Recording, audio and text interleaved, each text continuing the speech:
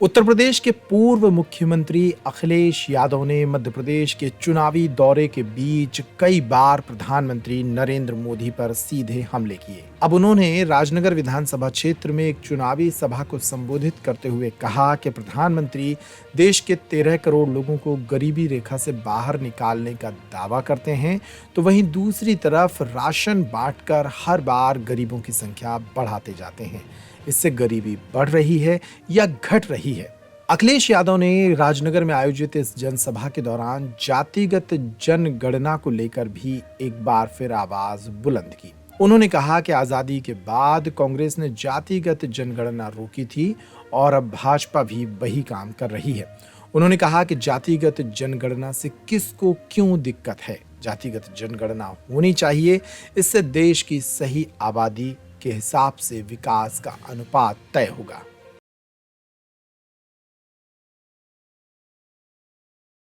अगर double engine की सरकार हो, दिल्ली की सरकार हो, मध्य प्रदेश में एक ही पार्टी की सरकार, उसके बाद भी कर्ज के ऊपर कर्ज, तो इसका मतलब ये है जो आर्थिक व्यवस्था थी मध्य प्रदेश की वो चरमरा गई है। और इसका दोषी अगर कोई है तो वही दोषी होगा जो पिछले कई वर्षों से सरकार चला रहे होंगे।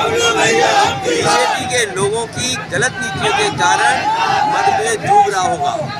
लेकिन वहीं अगर जनता को और खासकर गरीबों को सुविधा देने के लिए अगर कर्ज भी लेना पड़े तो कर्ज से पीछे नहीं हटना चाहिए। राम मंदिर को लेकर के अब तो कांग्रेस भी राम मंदिर का मुद्दा बना रही है।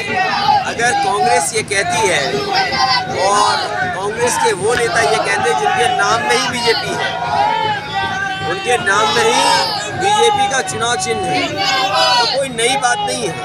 और फिर उन्होंने वो इतिहास याद दिलाया, और जो सच्चा इतिहास दिलाते हैं वो कांग्रेस के सच्चे सिपाही हैं।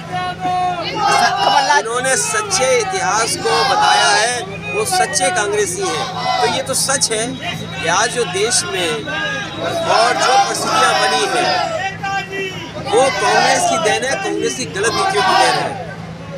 कमलनाथ जी खुद कहते हैं कि जो राम मंदिर का ताला है वो राजीव गांधी जी ने तोड़ा। वही मैं कह रहा हूँ कि मैं उनके नाम में ही बीजेपी का चुनाव चिन्ह देख रहा हूँ, और अगर वो इतिहास को सही तरीके से और सच बता रहे हैं तो उन्हें तो धन्यवाद और बधाई देना चाहिए।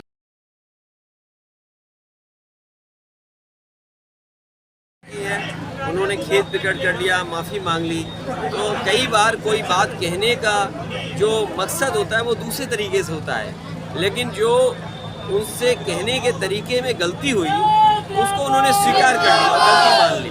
इसलिए अब उसमें चर्चा हमें और आपको भी नहीं करनी चाहिए। लेकिन जातिगत जनगणना को लेकर क्या कहेंगे? समाजवादी पार्टी इस पक्ष में है कि जाति गणना हो। कभी आज़ादी के बाद कांग्रेस ने जाति गणना रोकी थी। आज देखिए चमत्कार ऐसा ही, कांग्रेस भी जाति गणना की बात कर रही है। कांग्रेस जिसने कभी सामाजिक न्याय की बात नहीं की, आज सामाजिक न्याय की बात कर रहे हैं। मंडल कमीशन जिसकी सिफारिशें लागू करने में सालों साल लग गए, आखिरकार मंडल कमीशन की सिफारिश को कौन रोके था? कांग्रेस रोकी थी। जाति गणना कौन रोके था? कांग्रेस रोकी थी। वो एक इतिहास का पन्ना है, लेकिन अब तो बीजेपी भी जाति गणना कह रही है। मैं समझता हूँ समाजवादी पार्टी का मानना है कि सामाजिक न्याय तभी मिलेगा जब जाति गणना हो और हर एक को आबादी के हिसाब से हक और सम्मान मिले, और तभी जाकर के बाबा साहब भीमराव अम्बेडकर जी का सपना पूरा होगा।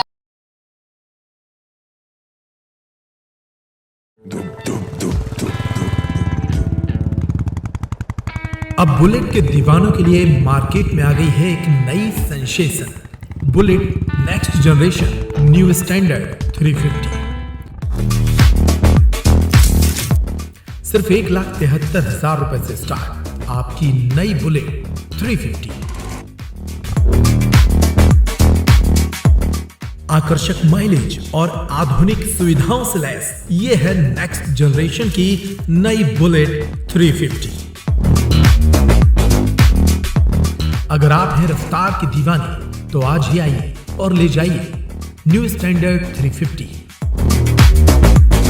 सिर्फ 21,000 रुपए के डाउन पेमेंट पर।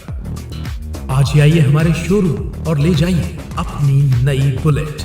हमारा पता है क्लासिक व्हील्स, सागर रोड, छतरपुर। अधिक जानकारी के लिए कॉल करें 6264454033। 79231